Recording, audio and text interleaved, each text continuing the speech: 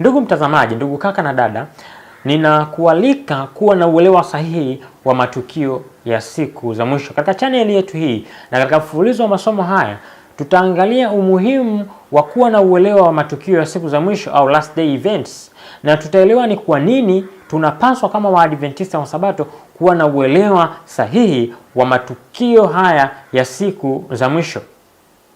Natamani kusoma katika kitabu cha Mathayo 24. Mathayo 24 kuna matukio ambayo Kristo aliyatabiri kipindi cha mwaka wa 61 hapo, ambapo tunayaona leo kwa macho yetu yakitimilika mbele ya macho yetu. Hii imetupasa kutuamsha ndugu kaka na dada, tukiamini ya kwamba tumekaribia nyumbani. Nikualike ndugu mpenzi mtazamaji, kusoma nami. Chukua peni, chukua daftari, chukua Biblia yako, tuweze kusoma pamoja, tujifunze kwa pamoja. Mathayo 24. Kuna kisa kizuri pale ambapo tunakipata kitatutazamisha kuona matukio ya siku za mwisho, na tutaona umuhimu wa matukio ya siku za mwisho, last day events. Ninasoma kitabu cha Mathayo 24 kuanzia fungu lile la kwanza. Neno la Mungu linasema, sikiliza. Yesu akaenda zake, akatoka hekaluni, wanafunzi wake wakamwendea ili kumwonyesha majengo ya hekalu. Naye akajibu akawaambia, hamyaoni haya yote? Amini nawaambieni, halitasalia hapa jiwe juu ya jiwe ambalo halitabomoshwa. Tunaona namna ambavyo wanafunzi wa Yesu, kipindi Yesu anatoka hekaluni, walimfuata nyuma, wakamwambia, mwalimu, tazama mji huu Yerusalemu, tazama hekalu lilivyokuwa zuri, linavyopendeza, linavyometameta, linavyowakawaka. Ndipo Yesu akawajibu akawaambia, tazama ninawaambia, halitasalia jiwe juu ya jiwe ambalo halitabomoshwa. Haya maneno anayoyatoa Kristo yaliwashtusha wanafunzi, kwa sababu walikuwa wamelitumainia hekalu sana la Yerusalemu, na kusema ya kwamba halitasalia jiwe juu ya jiwe na ambalo halitobomoshwa ilikuwa ni kauli nzito ambayo wanafunzi walihitaji kumtafuta tena Mwokozi, kwa kumtafuta tena Yesu kwa mara nyingine, ili aweze kuwaeleza ni kwa nini halitasalia jiwe juu ya jiwe na ni lini vitabomoshwa. Sikiliza katika maelezo yanayofuata mtazamaji. Anasema hata alipokuwa ameketi katika mlima wa Mizeituni, wanafunzi wake wakamwendea kwa faragha wakisemaje? Mambo hayo yatakuwa lini? Kwa hiyo tunaona namna ambavyo walibidi kumtafuta tena. Kwa hiyo wanafunzi wakaenda kumuuliza wakiwa faragha, private, kama unavyoweza kumfuata mtu private. Wakamuuliza, mwalimu, haya mambo yatakuwa lini? Mambo haya yatakuwa lini? Anasema, mambo hayo yatakuwa lini? Nayo ni nini dalili ya kuja kwako na ya mwisho wa dunia? Ndio maswali takribani matatu tu walimuuliza. Wakamuuliza, mwalimu, mambo hayo yatakuwa lini? Tuambie lini Yerusalemu itabomoshwa. Wakaenda mbali zaidi, nayo ni nini dalili ya kuja kwako? Wakamuuliza, ni nini dalili ya kuja kwako? Na swali lingine wakasema, na ya mwisho wa dunia. Kwa hiyo alimuuliza maswali haya. Walihitaji kujua dalili ya kuja kwa Kristo, lakini pia walihitaji kujua dalili za mwisho wa dunia. Walihitaji kufahamu wanafunzi, mimi pamoja nawe ndugu mpenzi mtazamaji, ikiwa tu wanafunzi wa Kristo, imetupasa kujua na kufahamu dalili na matukio ya siku za mwisho, last day events. Tusipojua matukio ya siku za mwisho, tunaweza tukaanguka katika mkondo wa udanganyifu wa shetani. Ninatamani kukualika ya kwamba tuwe na uelewa sahihi wa matukio ya siku za mwisho. Wanafunzi walimuuliza Yesu kwa uadilifu ya kwamba nini dalili ya kuja kwako na nini dalili ya mwisho wa dunia. Ndugu mpenzi mtazamaji, ndugu kaka na dada, tunaishi katika wakati wa mwisho kabisa wa kufungwa kwa historia ya ulimwengu, kizazi cha mwisho ambacho hiki kizazi hakitapita bila Kristo kuja mara ya pili. Na tunapozungumzia kujia wa Yesu mara ya pili, umeambatana na matukio kadha wa kadha, ndipo tutamwona Kristo anapokuja mawinguni. Anaendelea kwa kusema, Yesu akajibu akawaambia, angalieni. Yesu sasa anajibu nini dalili ya kuja kwake na ya mwisho wa dunia. Hapa ndipo tutapata matukio ya siku za mwisho, last day events. Anasema, kwa sababu wengi watakuja kwa jina langu wakisema mimi ni Kristo, nao watawadanganya wengi. Nanyi mtasikia habari za vita na matetesi ya vita. angalieni msitishwe, maana hayo hayana budi kutukia, lakini ule mwisho bado. Kwa maana taifa litaondoka kupigana na taifa, ufalme kupigana na ufalme, kutakuwa na njaa na matetemeko ya nchi mahali mahali. Haya maneno anayazungumza Kristo mnamo mwaka wa 31 hapo. Anazungumza kwa habari ya zama zetu ambazo tunaishi. Kristo alipiga mtupu wa jicho na kuona hali itakavyokuwa punde tu atakapokuwa anakaribia kurudi. Nami ninakualika ndugu mpenzi mtazamaji, kufahamu na kuwa na uelewa sahihi wa matukio ya siku za mwisho au last day events. Ni kwa nini tunapaswa kuwa na uelewa wa matukio ya siku za mwisho, ndugu kaka na dada? Ninasoma katika kitabu cha matukio ya siku za mwisho, last day events, katika ukurasa wa 133 paragrafu ya kwanza. Sikiliza nabii wa Mungu anachokisema. Anasema hivi: tunakaribia mwisho wa historia ya dunia hii. Tunakaribia mwisho wa historia ya dunia hii, na shetani anatenda kazi kwa bidii kuliko wakati wowote uliopita. Anapambana sana ili kutenda kama kiongozi wa ulimwengu wa Ukristo, akiwa na juhudi za kustaajabisha. Anafanya kazi kwa njia ya miujiza yake yenye udanganyifu. Kwa tunaona kwamba katika siku za mwisho shetani atafanya kazi kwa nguvu kubwa kuliko alipofanya hapo awali, na anasema atafanya kazi kwa miujiza yenye udanganyifu mkubwa.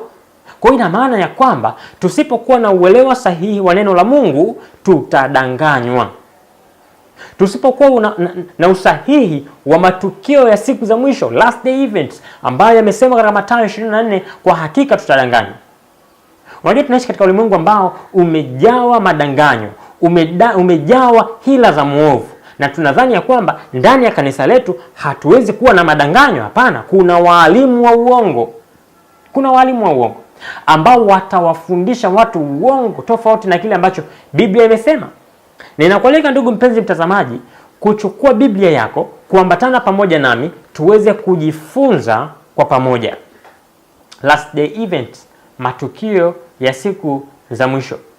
Unajua ndugu mpenzi mtazamaji, tunaposema ujio wa Yesu mara ya pili, watu wengi wamekuwa na mtazamo mmoja tu wa kusubiria lile tukio la mwisho kabisa ambalo Kristo atakuja mawinguni. Lakini tunaposema ujio wa pili wa Yesu Kristo umeambatana na matukio kadha wa kadha, ni package. Ujio wa pili wa Yesu Kristo ni package ya matukio ambayo tunapaswa kuwa na uelewa nayo. Tukio la kuja kwa Yesu mawinguni ni tukio ambalo ni la mwisho, lakini kabla ya kuja kwa Yesu mawinguni kuna matukio ambayo tunapaswa kuwa na uelewa nao. Kuna matukio kama kufungwa kwa mlango wa rehema. Lazima tuwe na uelewa, mlango wa rehema unafungwaje? Unafungwa lini? Na ni matukio gani ambayo yanaambatana na kufungwa kwa mlango wa rehema? Lazima tuwe na uelewa wa taabu ndogo. Lazima tuwe na uelewa, ikoje taabu ndogo hii? Ni nini maana ya taabu ndogo? Lakini mara kadha wa kadha huenda ukawa umesikia kwa habari ya taabu ya Yakobo au taabu kubwa. Lazima tuelewe kwa habari ya taabu kubwa. Lazima tuelewe habari ya mapigo 7. Lazima tuelewe kwa habari ya kilio kikuu, kwa habari jumbe wa malaika watatu. Lazima tuwe na uelewa wa matukio haya. Ndugu mpenzi mtazamaji, ndugu kaka na dada, tunakaribia katika kufungwa kwa historia ya ulimwengu huu wa leo, na itatupasa kuwa na uelewa sahihi. Tusipokuwa na uelewa sahihi, tumeona namna ambavyo shetani anafanya kazi kubwa sana ya udanganyifu, na udanganyifu wake utakuja kimiujiza.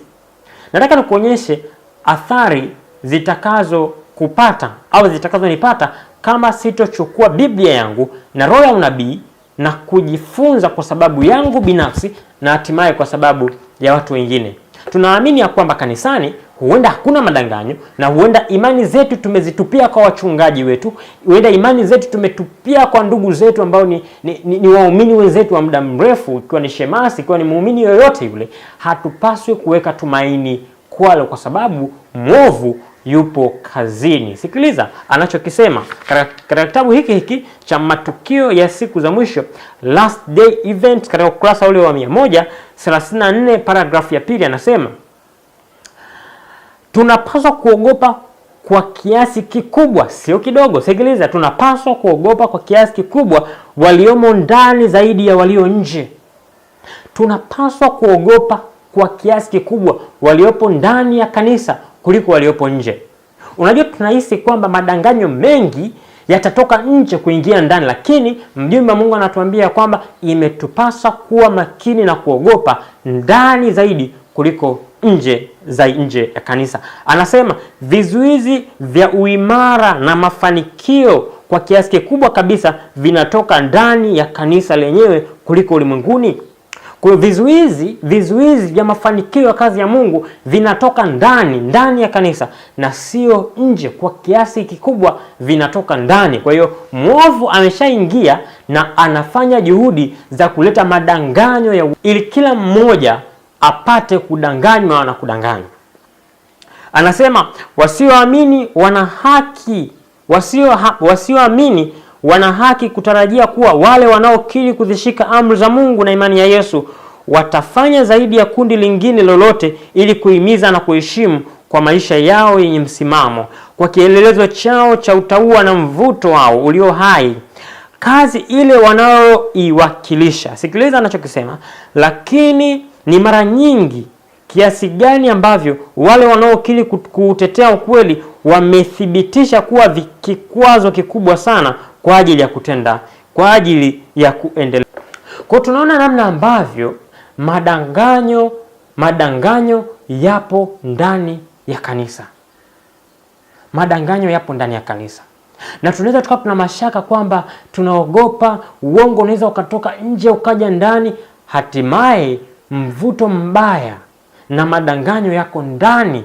Inatupaswa kuogopa ndani kuliko nje. Tunaona namna ambavyo kuna umuhimu wa kujifunza masomo haya.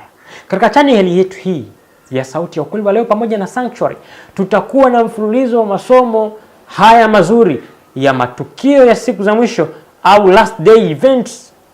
Tutajifunza kwa pamoja.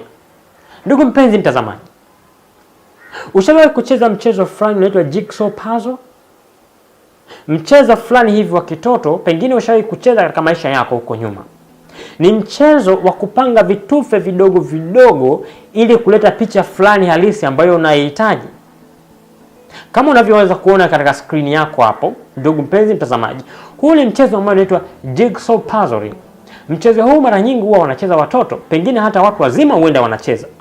Mchezo huu unakuhitaji kupanga vitufe vidogo vidogo vilivyochanganyana ili kuweza kuleta picha halisi ya kitu fulani.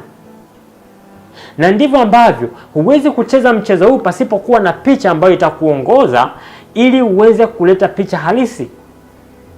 Kwa hiyo utakapofika kupanga vile vitufe vidogo vidogo na vipanga, na hatimaye kadiri unavyokuwa unavipanga, kadiri unavyoweka kitufe, utaona picha inaanza kutokea.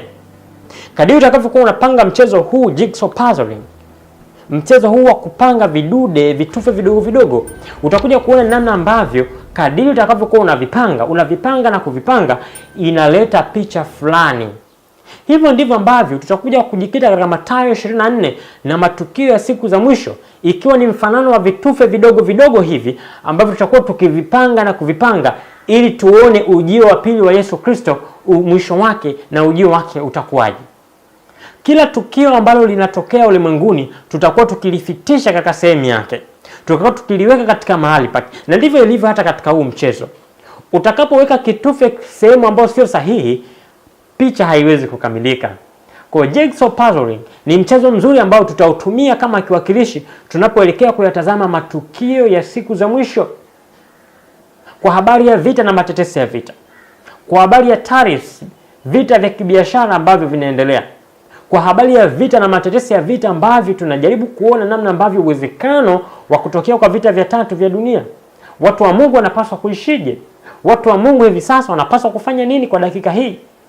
Tusipofanya hivyo, tutapishana na kazi ambayo Kristo anaifanya. Ninakualika katika mfululizo wa masomo yetu mazuri ya matukio ya siku za mwisho. Langu jina ni Baraka David. Ninakuacha ili upate tafakari njema, tuombeane, tuweze kuifanya kazi hii kwa usahihi na kufanya maandalizi kwa uyakinifu kukamilisha tabia zetu zifanane na Kristo. Ninakualika ndugu mpenzi mtazamaji, tupate kuomba tunapoelekea kufunga somo letu. Asante Mungu wetu wa mbinguni, tunakushukuru kwa nafasi ambayo umetupatia. Tumejifunza mambo mema na mazuri. Tutakapoendelea kujifunza tena, mimi na mtazamaji wangu wa kipindi kingine, tujalie uelewa wako uliokuwa sahihi, na kupitia jina la Yesu Kristo tunaomba na kuamini. Amen.